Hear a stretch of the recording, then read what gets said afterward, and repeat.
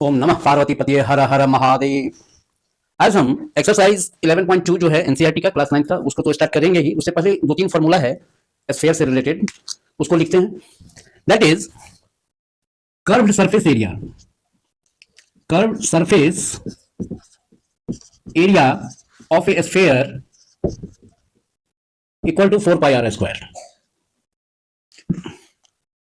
इसके बाद आपका हेमीस्फीयर का एरिया ऑफ हेमीस्फीयर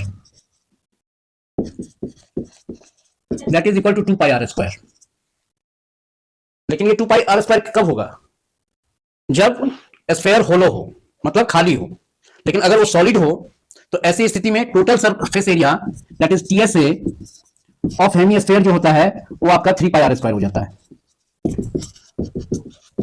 क्यों होता है? तो आप देखते होंगे जो आप कटोरे में बर्फ जमाते हैं फ्रीज में, तो सपोज दैट जो आपका जो कटोरा है वो हेमीस्फीयर है, और जब उस पर बर्फ जम जाता है तो कटोरे में बर्फ जमाता है तो ऊपर में भी एक सर्कुलर एरिया हमको मिलता है, तो that is 3 pi r square. अब बात रही इस सब की डेरिवेशन की, तो वो सब आपके अभी के लिए नहीं है। क्लास 12 में जब जाएंगे तो इससे भी रिलेटेड क्वेश्चन सब आएगा, जो कैसे हम इसको डिराइव करते हैं तो वहां पर देखेंगे। अब आइए एक्सरसाइज 11.2 क्वेश्चन 1। क्वेश्चन 1 में कहता है find the surface area of a sphere of radius 10.5 centimetre. First है, सेकंड है 5.6 सेंटीमीटर एंड थर्ड है 14 सेंटीमीटर। क्वेश्चन 1 का फर्स्ट में आपको आर दिया है दैट इज 10.5 सेंटीमीटर। तो आपको निकालना है surface area of a sphere, तो that is CSA equal to 4 pi r square, और पाई का वैल्यू आपको कह रहा है कि 22/7 आप यूज कीजिए।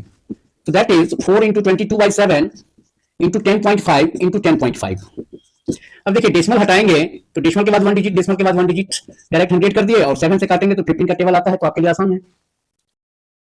अब इसका मल्टीप्लिकेशन के लिए रफ में मत जाइए, हम चाहेंगे जो ऐसे ही कर लीजिए। तो 15 चौका 60 और 6 से इसको गुना कीजिएगा तो 60 का 0 और 6 से 6 पंचे 30, 630।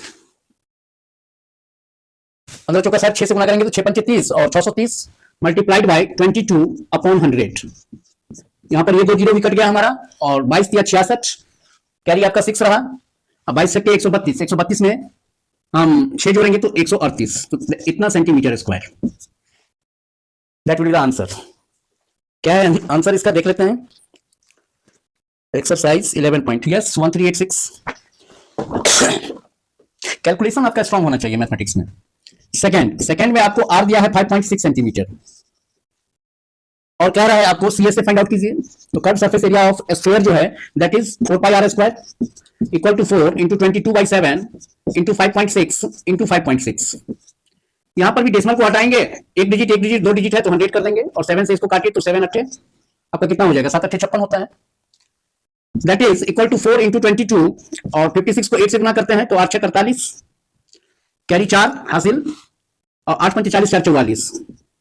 अब इसको 4 से गुना कर लीजिए अपॉन 100, तो दैट इज इक्वल टू, अब 4 से गुना करते हैं तो 8 चौक 32 हासिल 3, 8 चौक 32 हासिल आपका हो गया 3, कैरी जिसको कहते हैं। और 44 चौका 44 4 जो होता है वो होता है 176, और 176 को में आप कैरी 3 जोड़िएगा तो 179, इतना मल्टीप्लाइड बाय 22 अपॉन 100, और इसको भी 22 से गुना कर दीजिए तो 22 44 हासिल 4, 22 नमा कितना हो जाएगा?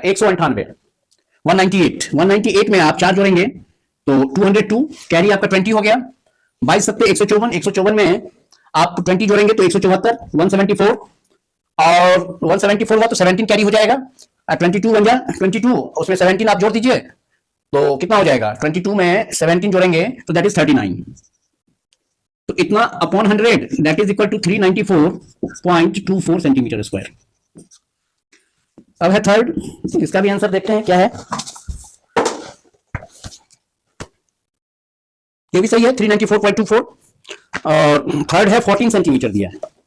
थर्ड में आपका आर है 14 सेंटीमीटर, तो सीएसए वही 4 pi r square equal to 4 into 22/7 और 14 इंटू 14, 7 2 14, और आप जानते हैं जो 4 दूना 8 और 14 112, that is 22 into 112, that is equal to 22 दूना 44, कैरी आपका हो जाएगा 4। बाइसेकंड 22 4 26 2 बाइसेकंड 22 2 24 2464 सेंटीमीटर स्क्वायर। थर्ड का यस 2464 सेंटीमीटर स्क्वायर। तो ऐसे मल्टीप्लाई हम कर सकते हैं, 22 तक का टेबल आना चाहिए और बाकी टेबल में आपको रफ नहीं करना पड़ेगा, एक ही लाइन में आप बना दीजिएगा। तो आज के लिए इतना ही, नेक्स्ट डे अगला क्वेश्चन देखेंगे आगे से। Thank you.